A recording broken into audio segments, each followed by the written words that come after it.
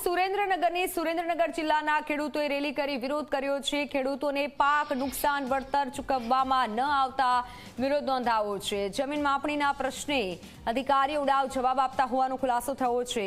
વિપક્ષી ખેડૂતોને સાથે રાખી વિરોધ નોંધાવ્યો। લખતર, પાટડી, વઢવાણ તાલુકાના ખેડૂતોએ રેલી કરી આવેદન આપી કલેક્ટરને રજૂઆત કરી।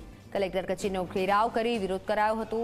સીઝન 150%થી વધુ વરસાદ પડતા ખેડૂતોએ ફોર્મ ભર્યા, લાઇનમાં ઊભા રહ્યા પણ વળતર ન મળ્યું। જોકે જમીન માપણીમાં વિસંગતતાથી ખેડૂતોને મુશ્કેલીઓ પડી હતી તેની રજૂઆત પણ કરવામાં આવી છે। કલેક્ટર કચેરીનો ઘેરાવ કરી વિરોધ કરાયો છે।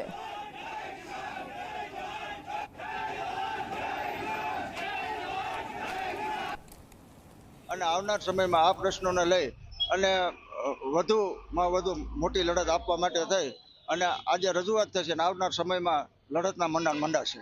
જમીન માપણીમાં તો અમે 2016થી લડવી છે।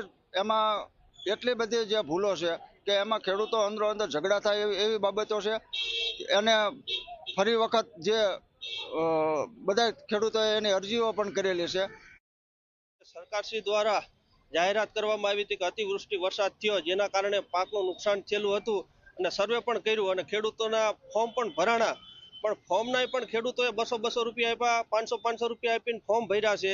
હજી સુધી સહાય ચૂકવવામાં આવી નથી। 20% જેવી સહાય ચૂકવવામાં આવી છે, પણ ખરેખર રીતે આમાં વાલા દવલાની નીતિ થઈ છે। જે જગ્યાએ ભાજપના નેતાઓ છે જે ગામની અંદર, એવા ગામડાની અંદર પૂરતી રકમ ચૂકવવામાં આવી છે અને સામાન્ય નાના ખેડૂતો હોય છે અને જે બીજા લડત કરતા હોય છે એવાને હજી સુધી ખાતામાં સહાય ચૂકવવામાં નથી આવી।